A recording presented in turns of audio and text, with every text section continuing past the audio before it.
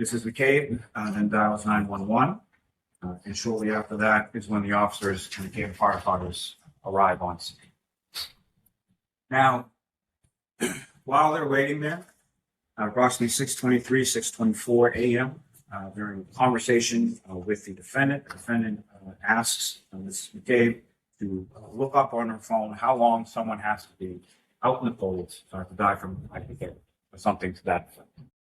And you'll hear some dispute as to when that search was made. And you'll hear testimony from 3 different forensic extraction experts, Mr. Nicholas Garino, Ms. Jessica Hyde, and Mr. Ian Whiffen, who you'll hear about a lot of these things called extraction reports from cell phones. And the extraction reports are done with a program called Celebrate. Mr. Whiffen is someone who writes that software for Celebrate. I anticipate you'll hear from each of their testimonies that Google search that was done on Ms. McCabe's phone was done at the same time frame that she indicates the defendant requested her to do it, and that at 6:23 and 6:24 morning.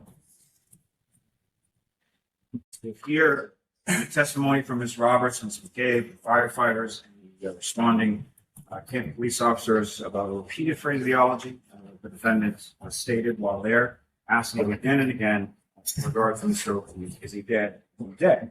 You will also hear testimony, as I indicated, over the treatment that she received at the Good Samaritan Medical Center, and that would involve testimony of Ms. Daisy Formseth, Ms. Kathleen Wilford, and Dr. Gary Fowler.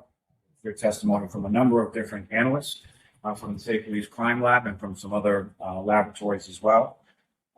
Included within that will be Mr. Nicholas Roberts and Ms. Maureen Hartnett, Mr. Andre Porto, Ms. Ashley Vallier, and Ms. Christina Hammond, those all being from the State Police.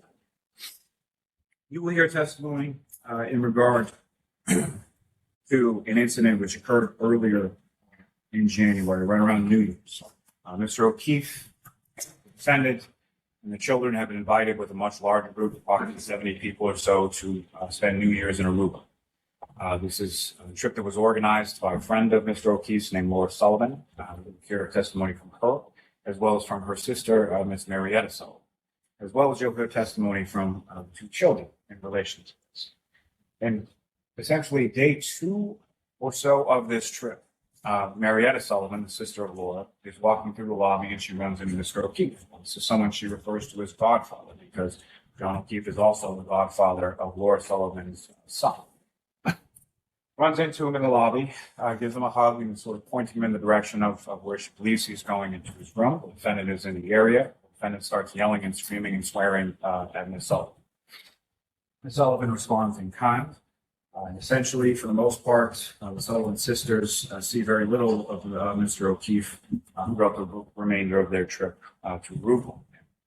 And we also hear testimony from the children that shortly after this, or immediately after this, there is a approximately 20-minute screaming match going on between Mr. O'Keefe and the defendant within their hotel room in front of the children from another individual's phone in regard to that Aruba trip.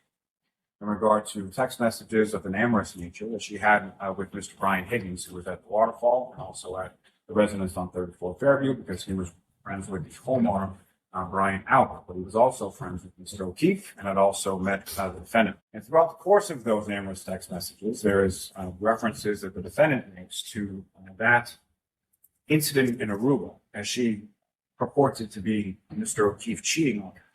She insists that he was making out with Marietta Sullivan in that lobby as opposed to her giving him a hug, and makes repeated reference to that within the content of those text messages as well.